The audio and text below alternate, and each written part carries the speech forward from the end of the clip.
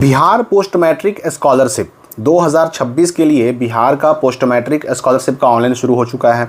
दूसरी तरफ एनएसपी का जो कट ऑफ लिस्ट है 2026 वाला, जो बच्चे इंटर में शामिल हुए 2026 में, यानी इंटर में जो पास किए, ऐसे बच्चों का कट ऑफ लिस्ट भी जारी हो चुका है। लेकिन सबसे बड़ी समस्या ये है कि ये जो पोस्ट मैट्रिक स्कॉलरशिप है इसका और एनएसपी का जो लिस्ट में जिन बच्चों का नाम आया है उसका, दोनों का फॉर्म बच्चे एक साथ भर सकते हैं कि नहीं भर सकते हैं। अगर दोनों फॉर्म भरते हैं तो क्या दोनों का लाभ मिलेगा? साथ ही साथ जो इग्नू से कर रहे हैं, चाहे वो ग्रेजुएशन कर रहे हो या कोई और कोर्स कर रहे हो, डिस्टेंस मोड में कोर्स कर रहे हैं, उनको किस किस स्कॉलरशिप का लाभ मिल पाएगा।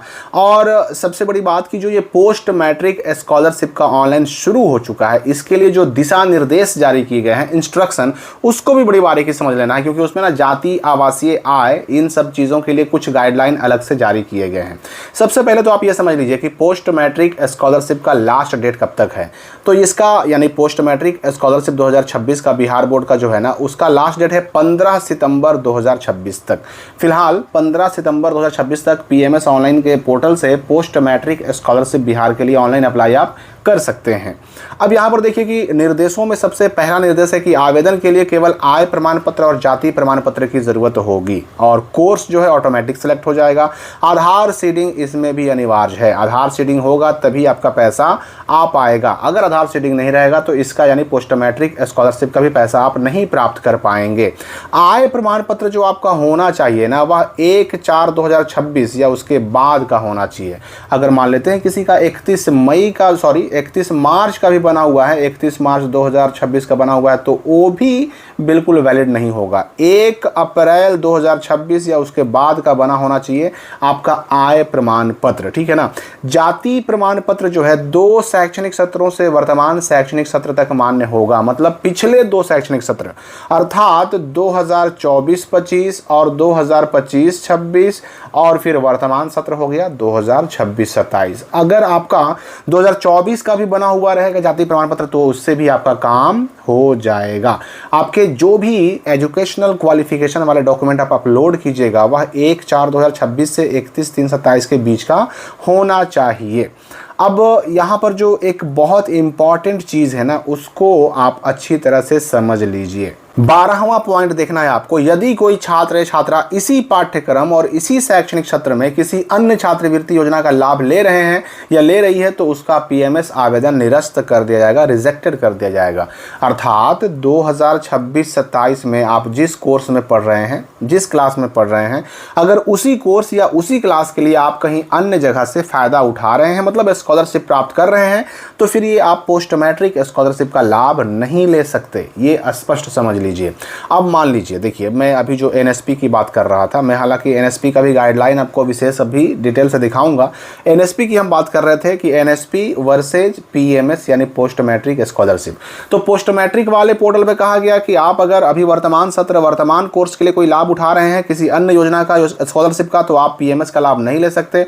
अब देखिए, जो बच्चे ग्रेजुएशन में इस साल एडमिशन लिए हैं पार्ट 1 में, ठीक है ना, या फिर पार्ट 2 में हो, पार्ट 3 में हो, ऑलरेडी वह एनएसपी से जो है ना सीएसएस का अगर लाभ उठा रहे हैं, उनको 12,000 हर साल जो लाभ मिलता है, 12,000 एनएसपी का स्कॉलरशिप मिलता है, अगर वो उनको मिल रहा है और अगर वो बच्चे पीएमएस अप्लाई करते हैं तो उनका पीएमएस वाला यानी पोस्ट मैट्रिक वाला जो फॉर्म है ऑटोमेटिक रिजेक्ट हो जाएगा। एनएसपी का लाभ लेना है तो आपको पीएमएस का लाभ छोड़ना पड़ेगा, ठीक है ना। अब अगर हम बात करें कि कोई बच्चा अगर 11th क्लास में है या फिर 12th क्लास में है, तो देखिए 11 और 12 क्लास के लिए अगर आप किसी अन्य योजना का लाभ नहीं ले रहे हैं, मतलब आप कोई अन्य पोर्टल से किसी अन्य स्कॉलरशिप का लाभ नहीं ले रहे हैं, तो आप इसका फॉर्म भर सकते हैं, यानी कि पीएमएस का ऑनलाइन अप्लाई कर सकते हैं। डॉक्टर राजेंद्र प्रसाद स्कॉलरशिप के बारे में कुछ बच्चों ने सवाल किया था। तो देखिए, डॉक्टर राजेंद्र प्रसाद स्कॉलरशिप का जो डेटा बेस है, उसमें जो आप डेटा देते हैं या जो भी चीज़ें अपलोड करते हैं, वह पीएमएस उसको वेरीफाई नहीं कर सकता। तो उसका लाभ हो सकता है कि मिल जाए, यानी पीएमएस का भी मिल जाए, डॉक्टर राजेंद्र प्रसाद स्कॉलरशिप का भी मिल जाए। लेकिन अगर सरकारी स्कॉलरशिप की बात करें तो पीएमएस या एनएसपी दोनों में से कोई एक ही आपको लाभ मिलेगा।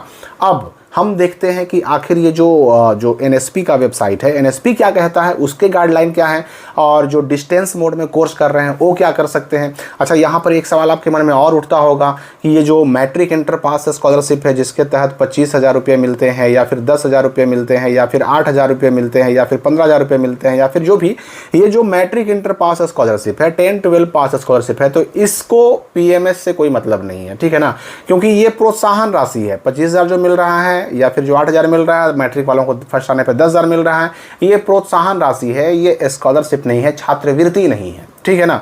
तो आप इसका लाभ ले सकते हैं, इसका लाभ लेते हुए भी आप पीएमएस का ऑनलाइन कर सकते हैं। ये जो आपको मिल रहा है ये ऐसा नहीं कि 11 में एडमिशन कराने पे मिल रहा है, आप मैट्रिक के बाद 11 में एडमिशन कराइएगा तभी मिलेगा, ऐसा जरूरी नहीं है, या फिर ग्रेजुएशन में एडमिशन कराएंगे तभी 25,000 मिलेगा इंटर वालों को, ये भी जरूरी नहीं है। ये आपने जो प्रीवियस मैट्रिक या इंटर का एग्जाम पास किया 2026 वाला, उसके पास करने के आधार पर दिया जा रहा है। आप 11 में हैं, 12 में हैं, बीए बीएससी बीकॉम पार्ट 1 में हैं, तो उसमें एडमिशन कराने पर आपको छात्रवृत्ति मिलती है, जो कि आपको या तो पीएमएस से मिलता है या तो एनएसपी से मिलता है। और ये जो आपको मिल रहा है 25,000, 10,000, 8,000, ये प्रोत्साहन राशि है जो आपको मैट्रिक या इंटर पास करने पर मिल रहा है। तो इसको 11, 12 या फिर ग्रेजुएशन से कोई मतलब नहीं है, तो आप इसका भी लाभ ले सकते हैं और पीएमएस का या एनएसपी का लाभ ले सकते हैं, ठीक है।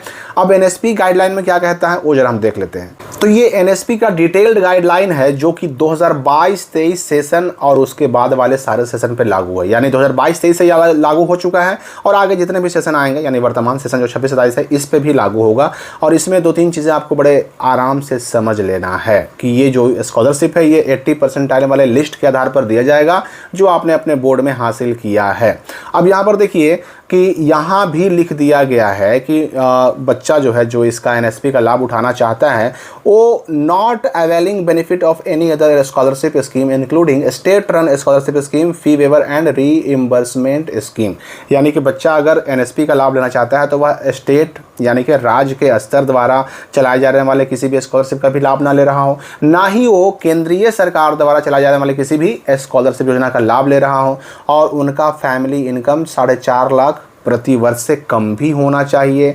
और ये भी एक जो मैंने आपको बताया था अभी कि इग्नू वाले जो सवाल करते हैं कि इग्नू से अगर हम बीए कर रहे हैं, बीएससी कर रहे हैं, कॉरेस्पॉन्डेंस से पत्राचार से कर रहे हैं, डिस्टेंस मोड में कर रहे हैं, तो वो भी देखिए स्पष्ट कर दिया गया है कि बच्चे का रेगुलर डिग्री कोर्स में एडमिशन होना ज़रूरी है। रेगुलर डिग्री कोर्स मतलब डिस्टेंस नहीं, यहाँ पर स्पष्ट कर भी दिया गया कि एंड नॉट कॉरेस्पॉन्डेंस और डिस्टेंस मोड और परसुइंग डिप्लोमा कोर्सेज, यानी कॉरेस्पॉन्डेंस वालों को भी नहीं मिलेगा, डिस्टेंस मोड वालों को भी नहीं मिलेगा, डिप्लोमा कोर्सेज वालों को भी नहीं मिलेगा। कौन सा? तो एनएसपी का सीएसएस, जिसमें हर साल 12,000 मिलते हैं ना, ये कट ऑफ लिस्ट वाले जो बच्चे हैं वो अगर रेगुलर मोड में अपना ग्रेजुएशन कर रहे हैं, डिग्री कोर्स कर रहे हैं, बीए बीएससी बीकॉम कर रहे हैं रेगुलर मोड में, तभी उनको इसका लाभ मिलेगा। डिस्टेंस मोड वालों को नहीं मिलेगा। तो जाहिर सी बात है कि जो ये इग्नू है वह डिस्टेंस मोड है, रेगुलर मोड तो है नहीं, तो इग्नू वाले इसका अप्लाई नहीं कर सकते, ये भी आप स्पष्ट समझ लीजिए। तो अब सवाल ये उठता है कि फिर जो ये न्यूज आई थी कि एक साथ कई छात्रवृत्ति के लिए कर सकते हैं बच्चे आवेदन, इसका क्या मतलब है? तो देखिए, एक साथ कई छात्रवृत्ति का आवेदन कर सकते हैं बच्चे अगर मान लेते हैं कि एनएसपी के वेबसाइट पर, क्योंकि स्कीम तो बहुत सारे चलते हैं इस वेबसाइट पर, तो एनएसपी के वेबसाइट पर कोई एक स्कीम चल रहा है, बच्चा उसके लिए एलिजिबल है। अगर दूसरी स्कीम के लिए भी बच्चा एलिजिबल है तो एनएसपी के वेबसाइट पर मिलने वाले दोनों स्कॉलरशिप का स्टूडेंट लाभ उठा सकता है। ऐसा नहीं कि एनएसपी का भी हम लाभ उठा लिया और पीएमएस का भी फॉर्म भर दिया, तो ये स्पष्ट है कि एनएसपी या पीएमएस में से कोई एक ही मिलेगा। हाँ, एनएसपी के ही पोर्टल पर एनएसपी का ही अगर दो अलग अलग स्कीम है और आप दोनों के लिए एलिजिबल हैं तो आप दोनों का लाभ उठा सकते हैं, बशर्ते कि उनमें एक मेरिट के बेस्ड पर हो, मेरिट के आधार पर हो स्कॉलरशिप, और एक कल्याण के बेस्ड पर हो। यानी मेरिट पर अर्थात जो नंबर बेसिस पे है उसका भी लाभ उठा सकते हैं, और कल्याण बेसिस अर्थात छात्रवृत्ति का भी लाभ उठा सकते हैं। ये दोनों योजनाओं का लाभ मिलेगा, लेकिन दोनों योजनाएं एनएसपी के पोर्टल पर ही संचालित होनी चाहिए। तो स्पष्ट याद रखिए कि एनएसपी या फिर पीएमएस में से कोई एक ही लाभ मिलेगा, इसलिए दोनों अप्लाई करने की भूल ना करें। और जो मैट्रिक इंटर पास स्कॉलरशिप है उसका तो अप्लाई कर सकते हैं, उसके साथ यानी मैट्रिक इंटर पास स्कॉलरशिप 25,000, 15,000, 10,000, 8,000 के साथ या तो एनएसपी या फिर पीएमएस का लाभ ले सकते हैं। बाकी जो प्राइवेट स्कॉलरशिप है उसका भी लाभ ले सकते हैं, उसमें कहीं कोई दिक्कत नहीं है। तो मेरे ख्याल से आप सारी बातें समझ गए होंगे। फिर भी अगर कोई डाउट आपके मन में हो तो कमेंट में पूछ सकते हैं। हम मिलेंगे अगली वीडियो में नए अपडेट के साथ।